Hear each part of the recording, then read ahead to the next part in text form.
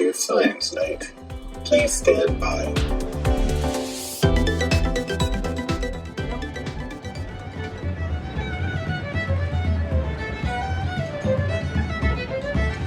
Welcome back to this very special GenCon edition of the Science Night podcast. We are here in beautiful Indianapolis, Indiana, to go to the greatest 4 days in gaming at GenCon. Gang, this is like the first time that we've ever experienced each other in a physical presence and not just as a Zoom box. Very exciting stuff. I walked into the convention center and I was struck by two things immediately. One, this is the most people I've been around since the beginning of the pandemic. And two, I felt a lot safer being in that room because, we shouldn't bury the lead, GenCon required all con goers to wear a mask at all times when inside and show proof of vaccination. So I was able to go to this place where there was a lot of people and also feel like this is the safest way to go to this amount of indoor spaces. Not to mention the fact that this is one of the most welcoming communities, yes, right, of people that you'll ever come across. And so, everybody is welcome at GenCon, and they make that very, very clear, that it's a place that's a safe place for everyone to be themselves. Well, everyone's welcome. Inclusion, I think, is still something that everyone needs to work on, including GenCon. Agreed. Yeah. That's a different issue, right? I mean, everyone is welcome. Not everyone is included. And that's not intentional, but they can be intentional about making sure that everyone knows that they're welcome and then is also included. I very much appreciated, again, the COVID protocols. And it was also surprising that this was done at GenCon. Thank you. And it's not done at scientific conferences. Yes. Multiple people have pointed that out on social media as I've posted pictures of people wearing masks and everything. So, maybe scientific associations could take note of something like that. It's also worth noting that this is, I live in Indianapolis. So it's great to see both of you here in my city. This is one of the only conventions that has gone on since they've started up conventions again post the initial lockdown that actually required masks. So here in Indiana, we don't have indoor mask mandates. We haven't for a very long time because as far as we're concerned, this pandemic has been over for well over a year. GenCon bucked the trend. And it was noteworthy, right? It was mentioned on the local news, like, hey, this is a convention that they're actually requiring people to wear masks. And it upset some people because, they said, well, we've been able to hold conventions here in Indianapolis safely without masks. Why do we need to, virtue signal? That wasn't the point. The point was GenCon made a decision based on what they thought their community would appreciate and supported their community. And to me, that was the amazing part of the whole thing. Making a decision to support the people that you are putting on this convention for. You would think that the same would be true at scientific conferences, but it's the truth is it's not, doesn't happen. Yeah. So let's talk about the things we saw, because there's a lot to see everywhere. There is a set of halls where you can play games or buy games, each of which you could comfortably fit several 747s inside. And we were able to just kind of wander around and see all kinds of crazy things. So let's just do like a top three. What are the top three things that you saw that were like, oh, this is really cool? I will go first. I saw so much awesome cosplay. This was like the first kind of convention that I've gone to where people dress up as something. And it looks so much cooler in real life to see the amount of time and effort that somebody is willing to put in for this look. And I appreciate all of the time that they do that because it was so cool to just walk around and see like my favorite characters from sci-fi going. Yeah, I would agree with you on the cosplay. And actually, it kind of dovetails with one of the things that I thought was pretty cool, which is in the big exhibit hall, in addition to having, rows and rows of game developers with game demos and the ability to purchase games and, expansion packs for those games and anything you could imagine. Dice, Magic the Gathering cards, right? Whatever you wanted. There was also a whole section to support the cosplaying going on at the convention. And so if you wanted to enhance your costume for the next convention you go to, you had an opportunity to purchase all sorts of really cool costume clothing and accessories. And to me, that was pretty cool. It's like, well, we know our community is into this. In fact, there's a costume parade in the afternoon on Saturdays every year at GenCon, which is amazing to watch. But the fact is, they know what their community wants to do, and they support it in every way that they can. And to me, that was really cool. I was pretty excited to see, although I missed the actual performance, that the local fencing club, where I'm a member, which also has a division that does historical European martial arts, did a longsword demonstration at GenCon that was, an actual program. And to me, that was pretty cool. I'm sorry that I missed it. I didn't learn about it until afterward. Would have been pretty cool. I'm not a longsword fighter or Yet. Probably never will be. I'm more into the epee, but it would have been cool to watch that. I know a bunch of those folks, and it's fun to watch. I'm going to dress up next year. I don't know what I'm going to be, but I was really excited. And also the guy that was walking around with the emergency cosplay, repair kit, that was pretty cool too. That's true. He had a big giant sign sticking up, right? I mean, he was in full camo, right? Lot of pockets. Right, lots of pockets, and had this big tray around his midsection that had super glue and sequins and all sorts of stuff, right? And needle and thread, right? And this big giant sign that said, if your costume's broken, come here, I will help you fix it, right? Yeah. That was pretty cool. Steffi, what did you see that created wonder in you? I really like Fallout, the game, for many reasons. Post-apocalyptic, but they have fusion, and that was just awesome. Crafty Rick, the whole RPG game of Fallout with the handmade pieces and scenery was amazing. I loved it. I have been geeking out over those videos after finding out that Crafty Rick exists and that he's so talented. I know. Yeah. That is going to be one of my costumes for next year. I already have some of the gear. I need to finish making pieces. This is my 3D printers behind me, so it's going to get some action. Awesome. Got to do a full year build. I love it. Yeah.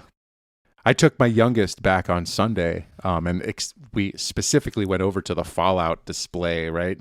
So he could see how extensive some of these, figures were and the scenery, and he was just absolutely amazed. We stood there forever watching, and then people were playing. And it was fun to watch.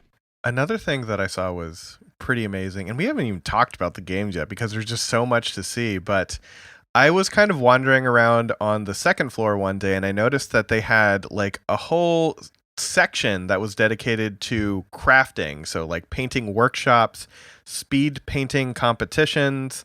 They had a section that was dedicated to GMs to kind of figure out how you're going to run your game before you get to the point where you're running your game, and just ways to inject lore and all of those things that you don't really think about as part of gaming until you really get into it. It was great to see that there were all of these places where you could kind of improve your skills or learn a new skill, and a lot of them were either free or very affordable, $1 to $2 was what I was typically seeing, with the ability to walk away with a little figure that you've painted in some cases. So that was really cool to see too. And it wasn't also down in the throng of people, so it was a little quieter and easier for you to walk on your piece. And I got some really cool pictures of some finished painted pieces too. The whole thing was overwhelming because I didn't even know what to expect. I feel like this year was a good preview, so now I can actually plan. Yeah, maybe one point of critique again towards Gen Con is what they don't really do is teach you how to Gen Con ahead of time on any of their website information. The people working the information booth at the location were amazing and very helpful and very nice and very patient with somebody like me who had no idea what to do. But they also were having to deliver the fact that a lot of the stuff that I wanted to do had sold out days ago. So, I think having a little bit more information of you really need to plan ahead on the website would be a thing that GenCon could do to improve. Now you know. Now I know. Yeah, now I know. The irony is that, for a gaming convention, there were not instructions ahead of time. Got it. I did ask someone ahead of time who had been there, and they're like, just buy, if you see something that you want to buy it like the first day or something, because a lot of things do sell out. I do have a list of games that I want to get when they hit Kickstarter. And so that's what I really liked was we got to preview games, even if they weren't available. Or if they sold out, like one of them sold out, at least now I know I want this game and I'll buy it when they have more in a couple weeks. Yeah, that's a good point, because a lot of times on Kickstarter, you have like a handful of photos and at most like a little video clip to gauge what this game is going to look like and be like, whereas you could actually watch play demos at the convention hall. So that was really, really helpful too. What did we think about the two kind of like charity builds that they had there, that they were auctioning off the opportunity to destroy at the end of the con? One was an impossibly large balloon dragon, and the other was, I would say, at least like a 30-foot long card stacked castle. House of Cards, Castle of Cards, Card Hala, I believe they were calling it. And they were auctioning off the opportunity to destroy it at the end of the convention. I thought that was a really creative way to fundraise or fundraise for charity in this case. I agree. It sort of reminded me of this time I was walking on campus here, and one of the local fraternities had obtained some kind of car. It was sitting on top of a tarp, and they had sledgehammers. They said $5 and you can hit this, you get one swipe with the sledgehammer on the car. And I was like, oh, all right, I'm in.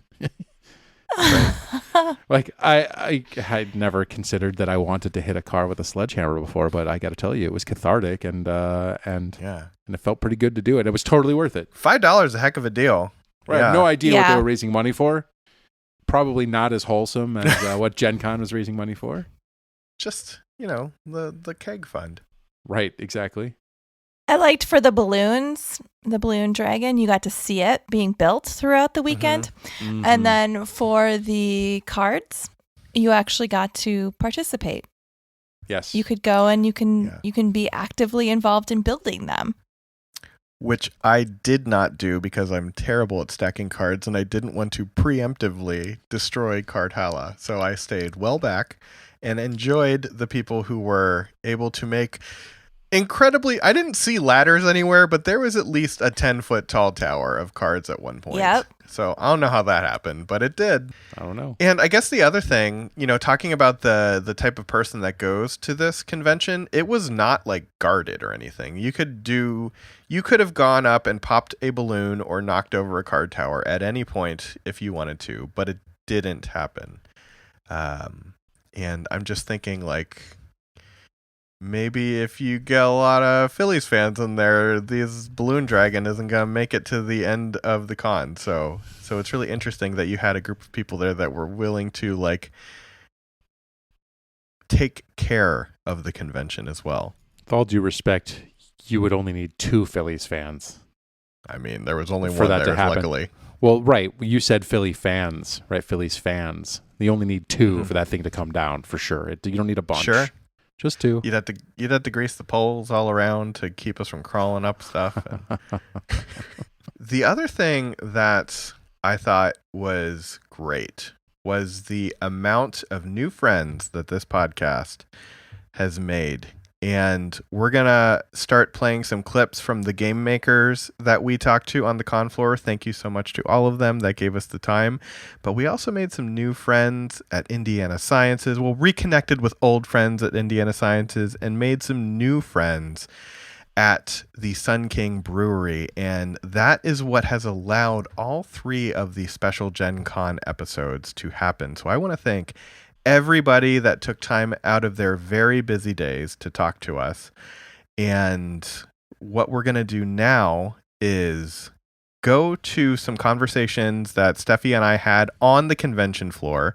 And I want to remind you again, if the sound sounds a little bit muffled, it's because we're all wearing masks. So we're all being safe and talking to each other about the game. So what you're going to hear from is Genius Game Studios, Nomnivore Games, a game that was being marketed by ICU doctors called Critical Care, and the creator of a lot of the North Star games, including Evolution and Ocean. So those are going to come back after this quick message. Hi friends, Cameron here. I host a bi-weekly podcast called Nature is Gay that explores themes of sex and sexuality and gender expression across the natural world. We talk about pseudocopulation and sociosexual behaviors, asexual reproduction in plants and animals and fungi and every little thing in between. It's a great time. I'm a little biased, but I think you should check it out. That's Nature is Gay, available wherever you get podcasts.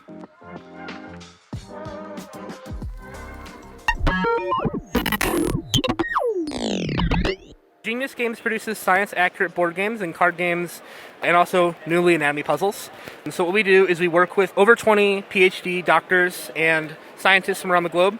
They kind of peer review, almost vet what we do here, making sure it is scientifically accurate as possible, suggesting names for some components so it matches the actual science, making sure it is accurate. They're NGSS compliant, STEM compliant, so they can be taught in classrooms. So what we have at the show is we have 3 games we're really showing off here. So there's Cellulose, which is our latest release. It's a plant cell biology game. It's a worker placement game. It's a sequel, kind of sister title to Cytosis, which is like our other big Genius Games title. We also have some collector's editions that we're showing off from the Kickstarter. We had a few extra that we were expecting to get lost on a ship or something. It always happens. And then they all arrive safely and fine, so we had extras. So we brought them to the show. And then we also have Genotype, which is our release from last year. It also recently won the America Mensa Award, which is a huge, huge honor. We have a couple games that are like recommended, like Cytosis and stuff, but that actually won it, which is awesome. So we have that as well here. That's a dice drafting game about genetics. And then we also have a new released Ion version. Ion's one of our older games. I think it's like 7 years old at this point. But we redid the art on it, made it more modern, and we also tweaked the rules a little bit in some places to make it play more modern, make it play a bit nicer and quicker. We also have the Cellulose scenario packs for the show. So those are adding 3 new scenarios to the game. There's a coffee plant, which kind of like jumpstarts you into the second round of the game. With a set of components. So it kind of just jumpstarts you right in there.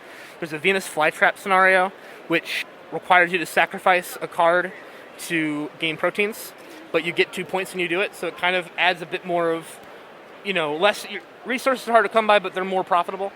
And then there's also a community garden mode, which kind of gives you some super secret special powers that you can play at any time, and it gives you a huge edge in the game overall. And that's being given away if you buy the game for free at the show, or it's $5 separate, and that will just be a convention exclusive too. So next year or at different shows, I know we're going to Essen, so it'll be there as well. So we're doing it that way. So I love to hear that there's a bunch of scientists that are kind of involved with the process. Do you go to the scientists with an idea, or do you have like submissions from community, something like that? Honestly, a bit of both. So sometimes we'll have an idea, like there's one idea we're working on. It's still early on. It's immunology. It's like it's going to be a tower defense game about like the immune system. Oh, I love that. And which is really cool. But we're so early on because we have the idea and we say, okay, here's kind of what we want to do with this. Here's a few ideas. We have a few mechanics. We give it to them and we have them almost like not design it, that's not the right word for it, but they'll say, oh, this is how it actually works, because they're more knowledgeable than we are, of course. So they'll say, here's how this actually works, here's a couple things you can use, here's this real-life thing that might be cool for this mechanic. So we kind of take a lot of those ideas and we kind of incorporate those, we go back and forth. So that's how we work with them, and then at the end, throughout the whole process we work with them, but at the end we give them the rule book and say, can you look this over, can you add anything? They also are the people in all the games that have the science behind document. They actually write that themselves. that group of people, they'll work together and they'll create that so everything is accurate and it shows this mechanic does this in the game, which is how it is in real life, and it's named this because that's what it is. So that's why we work with them. And then we also have submissions we do take from people, some whom are scientists, some are not. Some are just designers. We have one for First in Flight, which is a game we just had on Kickstarter. That's with Brian O'Malley and I can't think of the other person. They made the Search for Planet X. It's those designers. So we actually took a submission from them for First in Flight, which is a game we put on Kickstarter. So we kind of work with a bunch of different people. Obviously, First in Flight's less science-y. Sure. So that doesn't use the 20 people who do the science stuff, but like for immunology that we're working on, like that does. For cellulose, that had them. Genotype, we use them. So it kind of just depends on which sort of game we're using, the sort of theme. But more often than not, yeah. How do you engage the scientists? And that's one question. The other question I have is, there is an amazing amount of games that you have. A lot of them I see are like biology focused, maybe not so many like physics. So Can you tell me a little bit about the genre spread too? Sure. So it's interesting you said physics. So we've had an idea for a physics game in the process for a while. It's just hard. Some things are easier to translate to board games than others. Physics is one that we've always wanted to do because it's such a difficult concept for people to learn that with gamifying would help. I mean, a lot of the things we have here too, it does help. Like I know cytosis, like that helps a lot of people understand that kind of cell biology process. So we're trying to do the same thing for some physics, and we're finding it's really hard to do that. So, because I worked for the company back in 2017, and they were working on an idea, and I came back to work for them now in 2022, and they're still working on it. Sure. Because they just are like, we want to do it right, but it's so hard to do it right because it's so complicated. So, and those are ones that the scientists are still like kind of helping out onto and giving ideas. Like it comes every now and again, like let's work on the physics game, and then we go, all right, not now. It's still being worked on.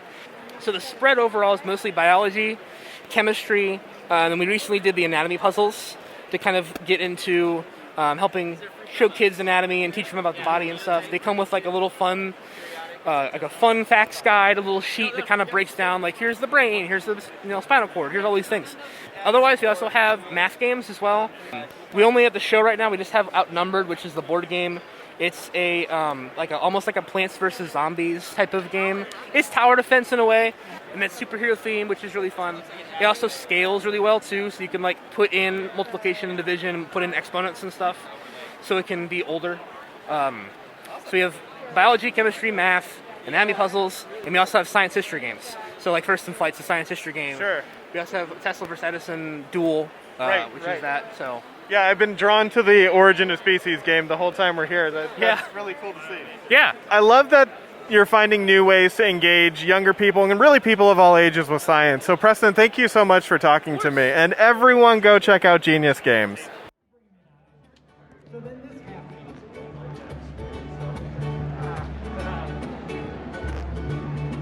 I ain't never seen the light since I've been born. I've been really know that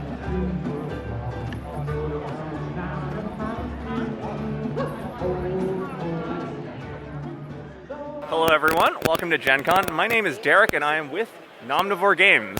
We are a phenomenal game company that likes to put together awesome AAA role-playing games and casual card games that will make all your friends hate you.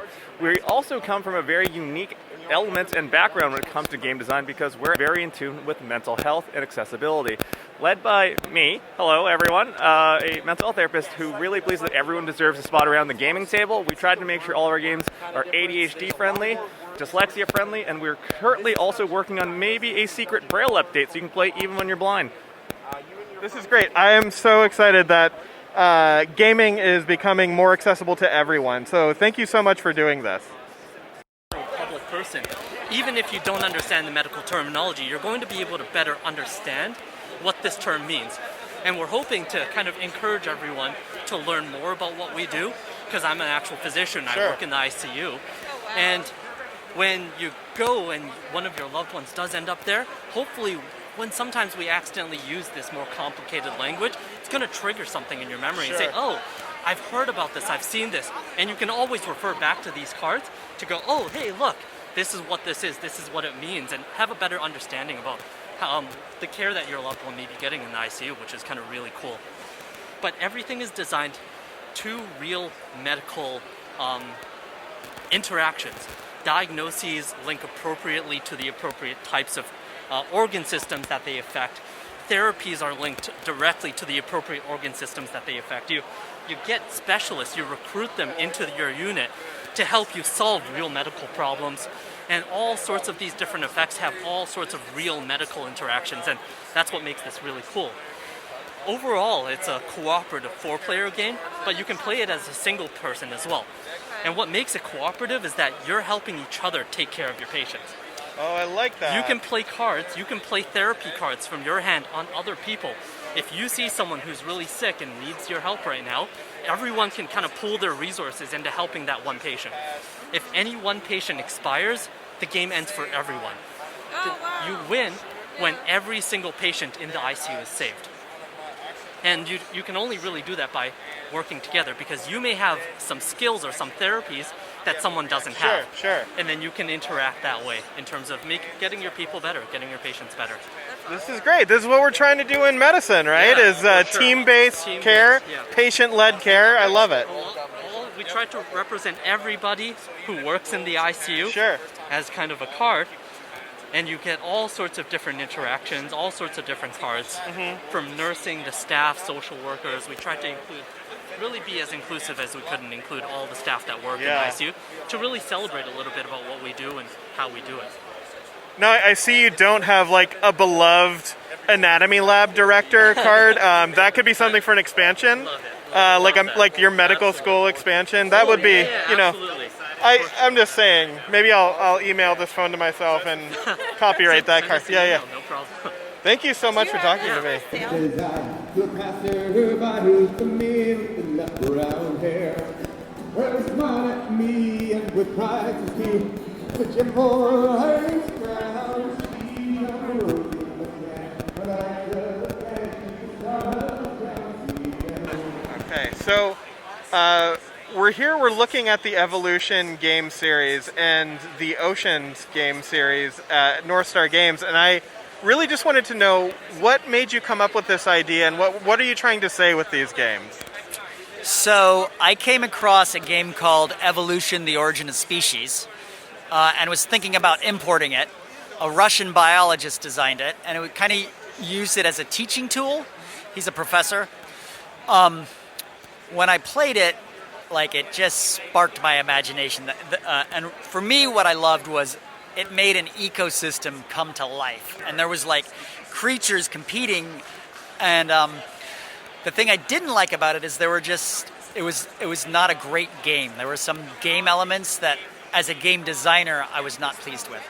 So I revamped the whole thing, and then got beautiful art commissioned from a friend of mine. And keeping the science was very, very, very important to me. And the way that I would look at it is, what are we modeling in an ecosystem?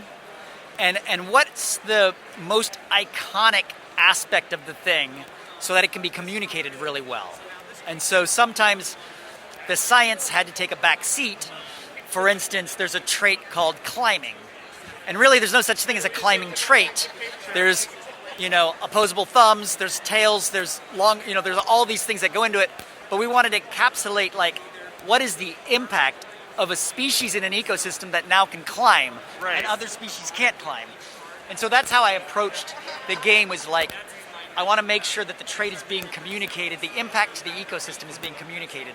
So we're looking at the larger outcome rather than the suite of things that would get you to the ability to climb or something like that. Yeah, because that would have gotten really lost into the details, whereas what people understand is there are creatures and they impact the ecosystem, and as they're adapting to the ecosystem, the fact that they're adapting changes the ecosystem. So there's this feedback loop where you're continually adapting to a continually changing ecosystem because your adaptations change the ecosystem. Sure.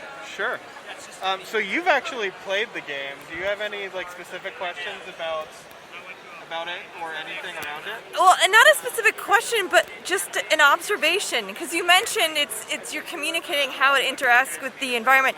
But there's so many conversations that come up when I'm playing with people that like really spurs it. Just like you said, brings the game to life, and it gets people to think about how species interact with the environment, how we interact with the environment, and how that can change. And I really love how you bring that to the table too.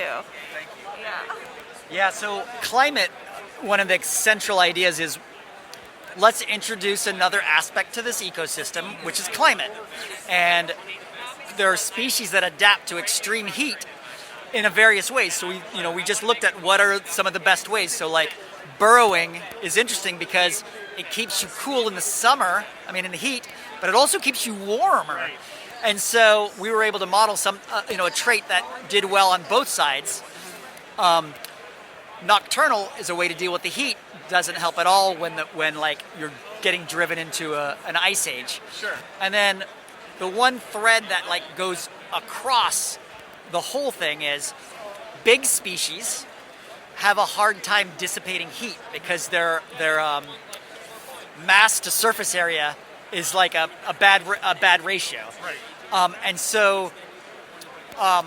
So big species have a harder time living when it's hot, and vice versa.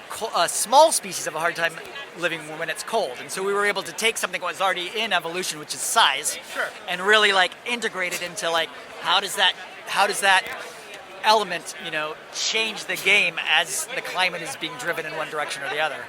I'm talking to you, I'm hearing that you're extremely knowledgeable about the basic concepts of evolution. Is this something that you personally have a background in? No, I was kind of a armchair academic. Sure, got it. And actually, I was asked to speak at an evolution conference. They were going to pay me to fly over to Croatia to this beautiful resort to talk to PhD evolutionary biologists. I'm like, whoa, I'm a game designer. Yeah. So, and then I had young kids, so I did not. Well, that's one of my regrets. I don't know if it needs to be a regret because you're able to communicate. You're able to communicate this in a way that a lot more people can understand it than the average scientist, and that's something we're trying to highlight on the podcast. Is that there are a lot of scientists that are very good in the lab, not always that great when they're speaking to somebody who doesn't have a PhD level of experience. So I think your company kind of coming in and making something that the mass market can get these concepts, I think that's great and really important. Well, and that's why I'm not looking at DNA and I'm not looking at mitosis. I'm not looking at a lot of deep elements. I'm looking at the elements that people can relate to, which is here's something very relatable to a human. The world is changing, and I have to adapt. Sure. And so that's the mirror that's being held up to them as they're helping their species adapt to the changing circumstances. And I think that's why it resonates with people. Yeah. I see that as just a great concept to have in the back of your head, is being adaptable in all situations, not necessarily just as a species, but as a person, and being able to kind of interact with your environment that way too. So there's so many characteristics and features of different animals and species. How did you pick which ones to put into the game? So we have lists, 100 lists, a list of 100. And then we wanted to limit it to ones that could be communicated easily and were iconic. So when people think of animals, what do they think of? And they think of flight. It's iconic. And imagine all of a sudden there's an ecosystem and one of the species can fly. And so then I think about how does that impact an ecosystem? And I read and I do all the Wikipedia and all the reading. And there's some key things that it does. It allows you to leave when there's no food and try to find more food. It allows you to escape from predators. At the same time, it takes up a ton of energy, flight. And so avian species need more food per weight than basically any other species on the planet. So it's we were able to model those three things, and those three were enough to be wow, it really is impacting the ecosystem. And so it's got to be concepts that like you can explain quickly and people can understand. And then when it's a concept that we don't think is super intuitive, we have like a little blurb in the rules. For instance, a volcano blasting out can drive the weather cooler. And so we explain how like there are two different reasons why that kind of happens. And we just very quickly, 3 sentences, explain kind of like why that's driving it cooler, to help bring out the theme in the places where it might not be intuitive or obvious. I think that's also an interesting thing to kind of drive home is two things that you just said. One, that there's not like this perfect straight line to the perfect evolutionary end. There's the give and take along the way.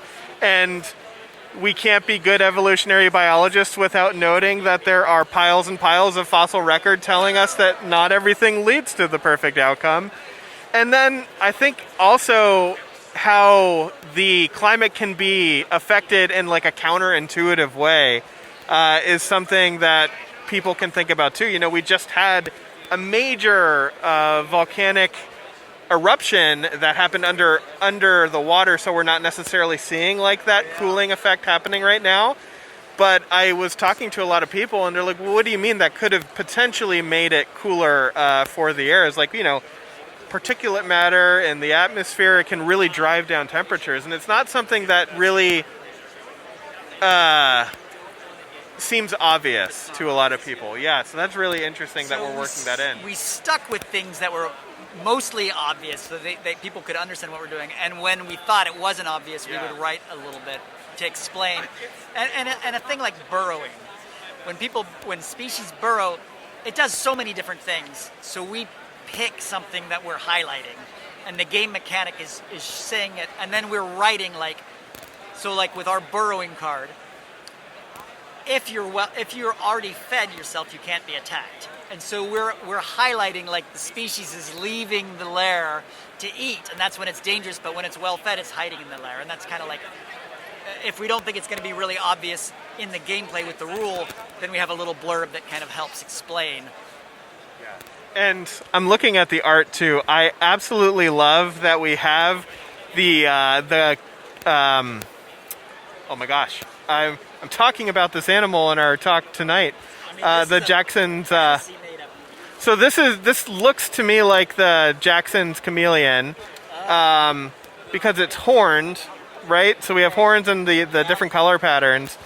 But I think it's also illustrating just what evolution can do if it's beneficial to the animal. You have these wild colors because it can help with mating, or it can help them hide in a background. And you're really, just in one image, we're telling a lot. We have things that are like lemurs up in the trees, sitting down. We have, this big landscape with a bunch of different biomes throughout. So I really love what the artwork is telling you too. So the artist is a naturalist and a scientist. Her dad worked with monkeys at Caltech, and her mom worked with JPL to help put Voyager, the first Voyager. So she goes around and gives lectures. She's an artist, but she gives lectures about birds and about animals, and she is super knowledgeable. So like working with her was great. Like she was one of our scientific advisors in a lot of the stuff we did. So she'll tell you how none of these species are real, but she'll tell you who they were inspired by. And right. I don't know the lizard, so you're probably right. Yeah, that's awesome. Do you have any further questions? Well, I want to thank you so much for sitting down and talking to us about these games. If you're out there listening, go check out North Star Games. Buy up absolutely everything they're putting out, and you will have a great time. Thank you so much. Thank you so much, James.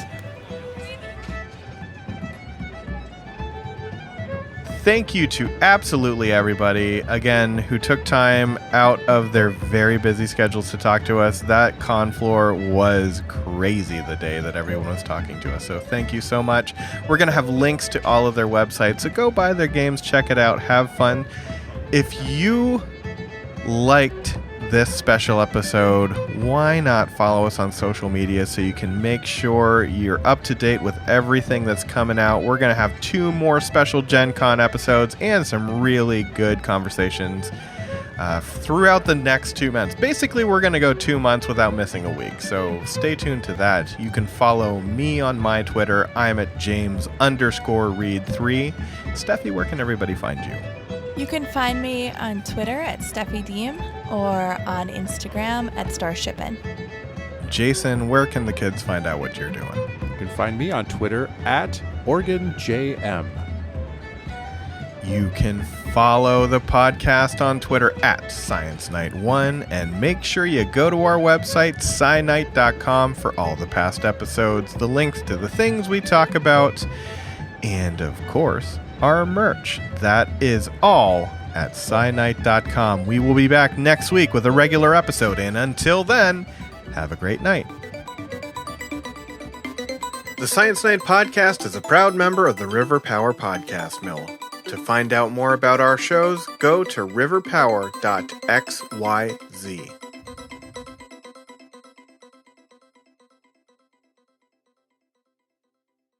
There's a Death Angel mushroom? It's like Death Cap. No, it's not Death Angel. Oh, Death Cap. Yeah, Death Cap. Yep. It's Death Cap, but then there's something about Angel. It's called like, Death Cap for Cutie. That's what it is. Death Cap for Cutie. Love it.